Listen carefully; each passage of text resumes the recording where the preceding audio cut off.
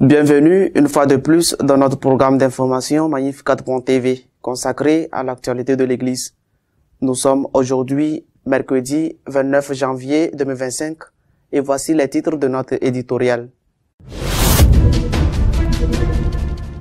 Malgré le froid glacial, des milliers de personnes ont participé à la marche pour la vie à Washington en présence du vice-président américain Vance. Le président des évêques américains a remercié le président Trump pour sa défense de la vie, mais a critiqué ses mesures contre les immigrés. Le gouvernement espagnol a l'intention de forcer l'Église à donner la communion aux homosexuels qui vivent en couple et ne pratiquent pas la vertu de chasteté. Le Congo et le Nigeria ont été le théâtre de nouveaux massacres perpétrés par des musulmans contre des communautés chrétiennes, faisant des dizaines de morts et de blessés graves. Même le froid glacial n'a pas empêché des milliers de personnes de participer à la marche pour la vie à Washington.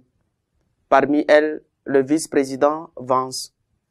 Comme chaque année, des dizaines de milliers de militants pro-vie se sont rassemblés à Washington et ont marché jusqu'au Capitole à l'occasion de l'anniversaire de l'arrêt Roe v. Wade rendu par la Cour suprême en 1973, qui a légalisé l'avortement aux États-Unis. L'une des attractions de la marche pour la vie de cette année, qui s'est tenue vendredi dernier, a été le discours en direct du vice-président J.D. Vance, converti au catholicisme, qui avait été inauguré plus tôt ce lundi. Le vice-président a déclaré que c'était un honneur de participer à cet événement auquel il a assisté avec sa femme et ses 3 enfants, la plus grande bénédiction de notre vie. Je veux plus de bébés aux États-Unis. Je veux plus d'enfants heureux dans notre pays. Et je veux des jeunes hommes et des jeunes femmes désireux de les accueillir dans le monde et de les élever, a-t-elle déclaré à la foule. Il y a également souligné que l'administration auquel s'efforcerait de construire une culture de la vie en aidant les familles et en protégeant les défenseurs du droit à la vie. Je veux qu'il soit clair que cette administration est avec vous, nous sommes avec vous, et, plus important encore, nous sommes avec les plus vulnérables et avec le principe de base selon lequel les personnes qui exercent le droit de protester au nom des plus vulnérables ne devraient plus jamais être persécutées par le gouvernement, plus jamais. Vance a mentionné la proposition de l'administration Trump d'augmenter le crédit d'impôt pour l'enfant et le soutien à la loi Born Alive, abortion, survivor, acte qui obligerait les médecins à fournir des soins médicaux vitaux aux bébés nés après une tentative d'avortement ratée. La Chambre des représentants a adopté le projet de loi un jour après que les démocrates l'ont empêché d'avancer au Sénat. Vance a également déclaré que les manifestations pro-vie persécutées par la justice, citant notamment le prêtre Mark Hu, acquitté en 2023, ne seront plus jamais persécutées par le gouvernement. Le vice-président a déclaré que le fait d'être devenu père l'a convaincu qu'une vie mérite d'être protégée. Le président Trump, qui se trouvait à Los Angeles pour superviser la lutte contre les incendies, s'est également exprimé par le biais d'un message vidéo. Le président Trump a remercié toutes les personnes présentes et a déclaré « Au cours de mon second mandat, nous défendrons à nouveau fièrement les familles et la vie en protégeant les progrès historiques que nous avons réalisés dans la cause pro-vie Merci de n'avoir jamais perdu l'espoir et de n'avoir jamais abandonné. Merci pour votre admirable soutien. Que Dieu nous bénisse et que Dieu bénisse les États-Unis d'Amérique, a-t-il conclu.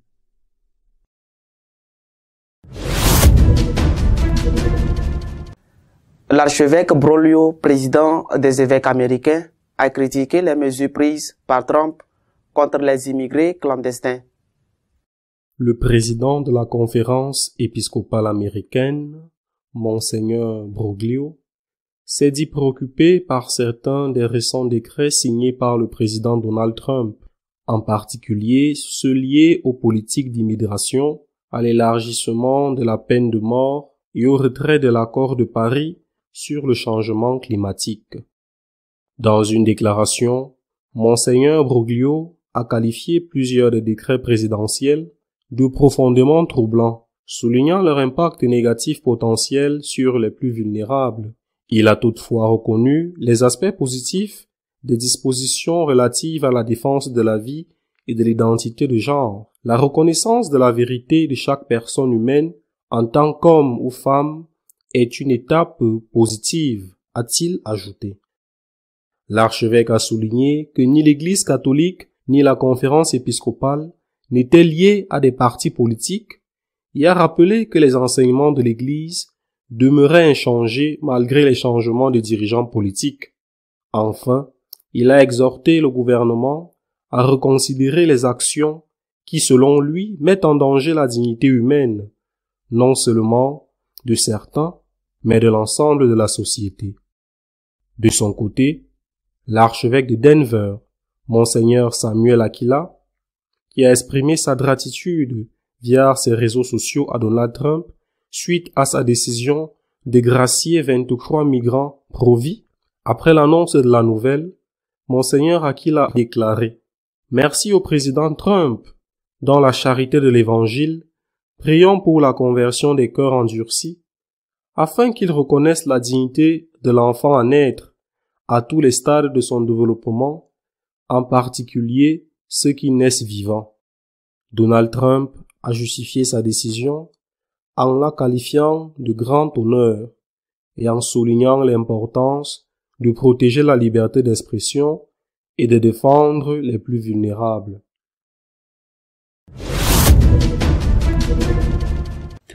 Le gouvernement espagnol est déterminé à poursuivre juridiquement l'Église si elle persiste à ne pas donner la communion aux homosexuels qui vivent dans des relations non consanguines.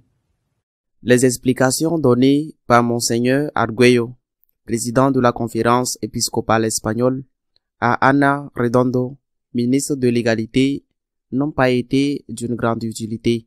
La politicienne socialiste a insisté sur la thèse selon laquelle l'Église ne doit pas exiger les conditions pour que les homosexuels puissent recevoir la communion. Et-elle a confirmé qu'elle ferait un rapport pour interdire la prédication de l'évangile de la conversion à ce secteur de la population. Ana Redondo a exprimé le rejet par le ministère de l'égalité du refus de l'Église de donner la communion aux homosexuels ayant contracté un mariage civil, en affirmant qu'il s'agit d'un acte discriminatoire. Apparemment, la ministre n'est pas du même avis en ce qui concerne le refus de donner la communion aux hétérosexuels, qui, eux aussi, ne sont que mariés civilement ou vivent en concubinage ou ont simplement des relations sexuelles avec des personnes différentes. D'autre part, Madame Redondo a également insisté sur la nécessité de garantir le respect des femmes dans l'Église comme un impératif constitutionnel, faisant allusion au sacerdoce féminin. Pour sa part, Monseigneur Munilla, évêque d'Orihuela, Alicante, a répondu avec force à la dérive totalitaire et anticatholique du gouvernement socialo-communiste espagnol qui, sous prétexte d'une fausse défense des droits des LGTBI, entend imposer par la loi que l'Église renonce à prêcher la conversion des homosexuels qui vivent dans le péché. Monseigneur Munilla a déclaré à propos du gouvernement qu'il ne croit pas à la liberté qu'il brandissait avant d'arriver au pouvoir. Aujourd'hui, il pense avoir le pouvoir d'imposer par la loi une anthropologie d'État, en violant le principe de la liberté religieuse, bien que nous ne les ayons jamais entendus dire quoi que ce soit sur l'islam. Il est évident, ajoute-t-il, que leurs accusations n'ont aucune base légale, malgré leur tentative permanente de manipuler le pouvoir judiciaire. Leur objectif est double.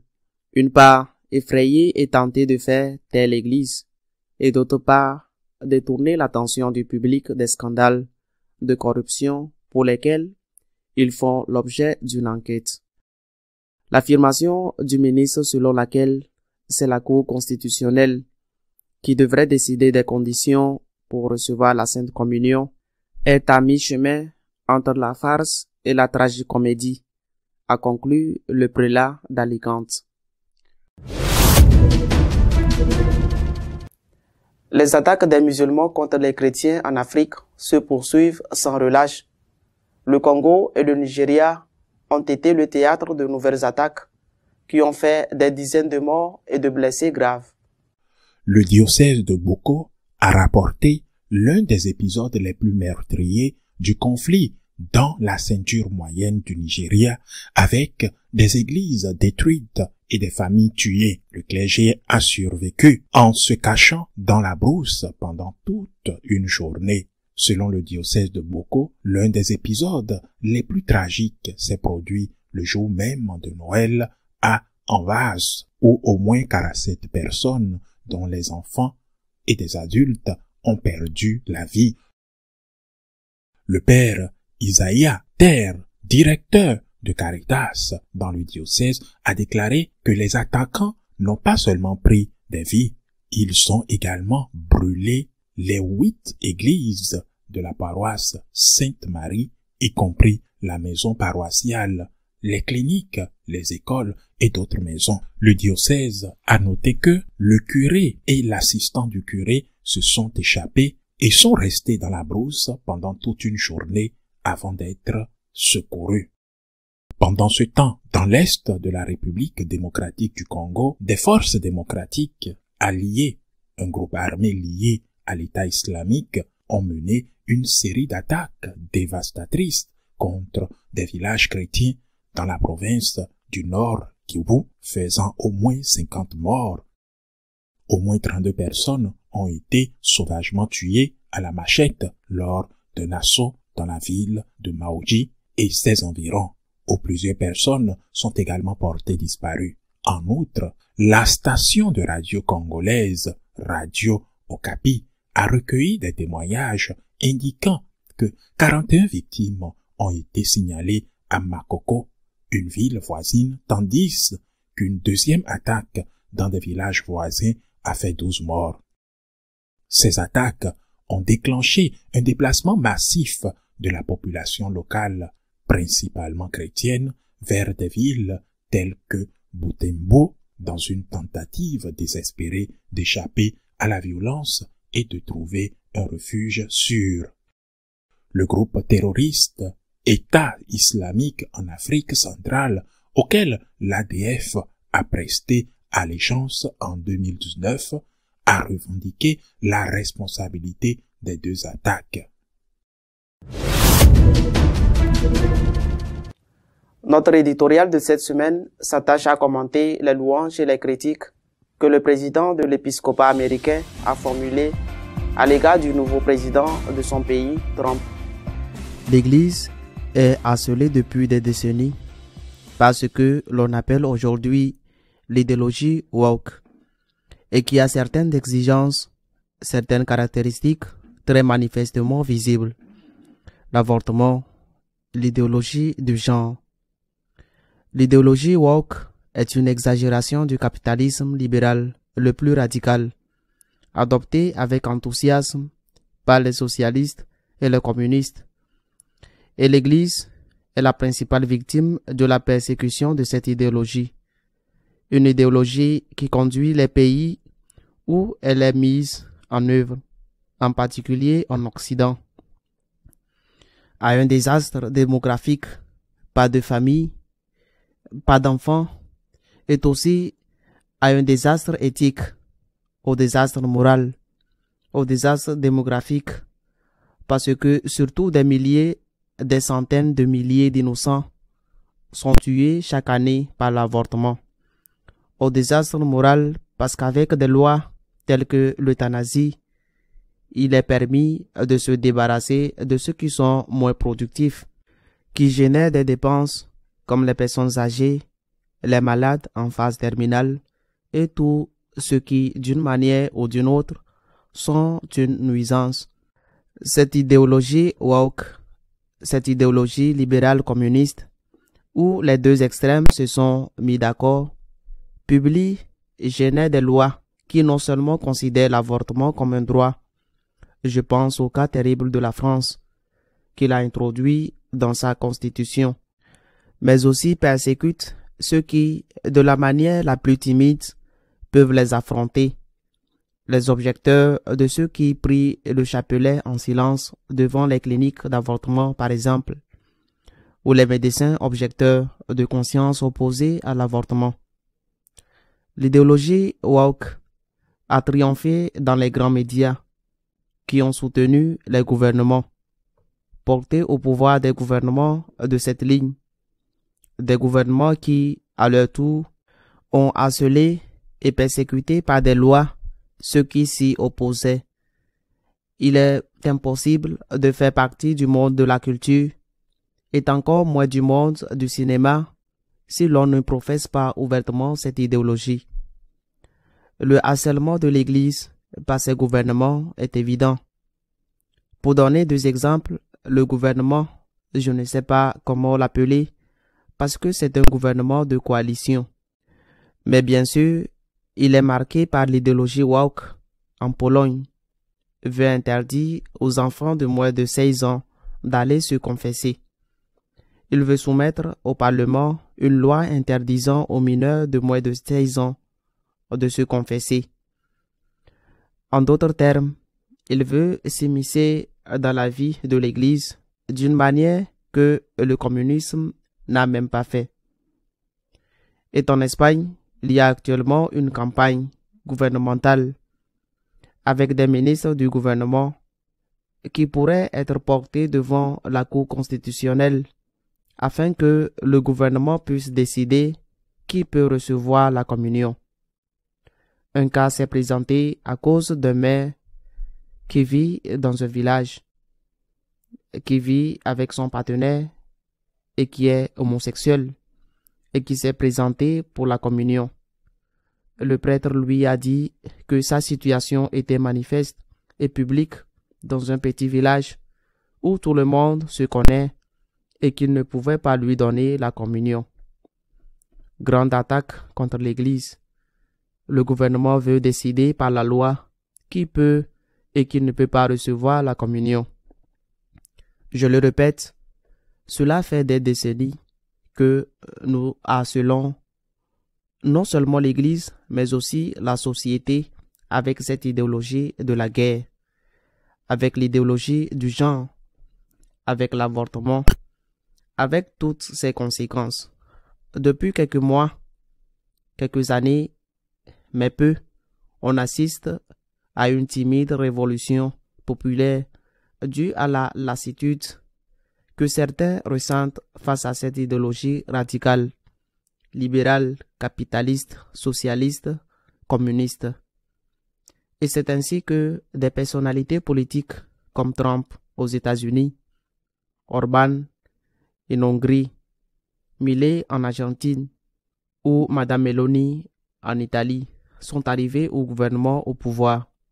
J'ai l'impression qu'ils sont arrivés au pouvoir principalement parce que l'idéologie woke est un désastre à tout point de vue. J'ai mentionné l'aspect démographique et moral, mais aussi l'aspect économique, et parce que le fond du problème est, entre autres, la question de l'émigration. Le fait est qu'ils sont arrivés au pouvoir, dans ce cas particulier, le président des États-Unis, nouvellement nommé Trump, a dès le premier jour publié une série de décrets de loi. Trump est arrivé au pouvoir avec le vote de la majorité des catholiques américains, fatigués de l'idéologie woke. Mais aussi beaucoup de ces catholiques qui ont voté pour Trump étaient préoccupés par ce qu'il pourrait faire à certains égards, par exemple sur la question de l'immigration. Lors de l'investiture de Trump, le premier acte, un service religieux dans l'église épiscopalienne, qui est une tradition dans l'investiture des présidents américains, un évêque, entre guillemets, parce que ce n'est pas un vrai évêque. Un évêque épiscopalien a reproché à Trump qu'il n'avait encore signé aucun décret, ce qu'il avait, selon elle, l'intention de faire parce qu'elle était évidemment une partisane de l'idéologie woke. Mais après la signature des décrets, c'est le président de la conférence des évêques américains, un homme élu par une lignée d'évêques conservateurs et par des évêques conservateurs, et qui s'est également beaucoup opposé aux politiques anti-vie du catholique, entre guillemets Biden, qui est devenu le porte-parole des inquiétudes de ces catholiques américains. Il a dit qu'il était profondément préoccupé par certains des décrets signés par Trump. Il ne s'est pas contenté de dire cela. Il a soutenu et applaudi le fait que d'autres décrets sont clairement en faveur, par exemple, de l'affirmation que les hommes et les femmes sont tels sur la base de leur biologie, ce qui va directement à l'encontre de l'idéologie du genre. Ou encore un autre décret qui refuse de financer avec de l'argent fédéral, avec de l'argent gouvernemental, l'avortement à l'intérieur et à l'extérieur des États-Unis. En d'autres termes, Monseigneur Broglio a applaudi certains des décrets publiés par Trump qui sont conformes à ce que Trump a promis. Et c'est pourquoi de nombreux catholiques ont voté pour lui. Mais il a mis en garde contre le risque que les migrants, en particulier les plus faibles, les enfants, soient traités de manière inhumaine et causent ainsi du tort aux plus fragiles de la société. La question de l'immigration est au cœur de la politique de nombreux gouvernements aujourd'hui. En Allemagne, par exemple, les élections auront lieu très bientôt et cette question est décisive. Non seulement parce que l'Allemagne a été très généreuse dans l'accueil des immigrants, mais aussi à cause des attaques incessantes des musulmans contre tout le monde. Parce que non seulement des chrétiens ont été tués, mais aussi des musulmans dans les terribles attaques dont la plus récente a eu lieu cette semaine. La question de l'immigration est une question décisive et il me semble que personne ne peut nier que tous les gouvernements ont le droit et le devoir de contrôler l'immigration. Tous les gouvernements ont des lois qui contrôlent l'immigration. Par exemple, le Vatican vient de publier une loi très claire et très dure, car elle menace de peines de prison et de lourdes amendes ceux qui osent entrer illégalement sur son petit territoire. La question n'est donc pas de savoir s'il faut des lois pour contrôler l'immigration, mais quelle doit être la nature de ces lois. Et c'est de cela que parlait Monseigneur Broglio. Je le répète, je pense qu'il parlait au nom de nombreux catholiques américains qui ont voté pour Trump, mais qui se sont retrouvés avec l'inquiétude de savoir ce qui se passerait sur ce point particulier. Beaucoup de ces catholiques sont hispaniques et ont eux-mêmes été immigrés ou ont de la famille aux États-Unis en situation irrégulière. Il me semble que le président des évêques américains s'est fait le porte-parole de Jésus-Christ L'Église n'est pas là pour s'allier à l'un ou à l'autre, ni pour dire que nous sommes politiquement au centre. L'Église est là pour être fidèle à Jésus-Christ et pour dire à partir de Jésus-Christ, de l'enseignement de Jésus-Christ, quel est le message que le Seigneur veut donner à la société à un moment donné. Une Église qui appartiendrait à l'un ou l'autre secteur oublierait sa mission principale, qui est d'annoncer le Christ ressuscité, et d'apporter l'Évangile, le message du Seigneur à tous les peuples. Je crois que Monseigneur Broglio est sur la bonne voie. Il reçoit beaucoup de critiques d'un côté et de l'autre, mais de mon point de vue, il a été bon endroit et il m'a rappelé, en sauvant toutes les distances, Saint Ambroise de Milan qui a affronté le puissant empereur Théodose parce qu'il avait commis une boucherie dans la ville de Thessalonique. L'Église doit être fidèle à Jésus-Christ et ne pas se laisser détourner par l'un ou l'autre des partis politiques. Cela ne veut pas dire qu'il n'y a plus de bien dans l'un que dans l'autre. Cela ne veut pas dire qu'à un moment donné, elle ne devrait pas voter pour un moindre mal qui est en fait très grand. Mais en tout cas, ce qu'elle doit faire, c'est d'être fidèle à Jésus-Christ et dire la vérité du Christ à tous, même à ceux avec lesquels elle pourrait se sentir plus identifiée. À la semaine prochaine, si Dieu le veut. Si vous souhaitez être au courant de ce qui se passe dans l'Église, vous pouvez le faire à travers notre page d'information Magnificat.tv. Nous continuerons à vous tenir informés de ce qui se passe en elle. À la semaine prochaine, si Dieu le veut.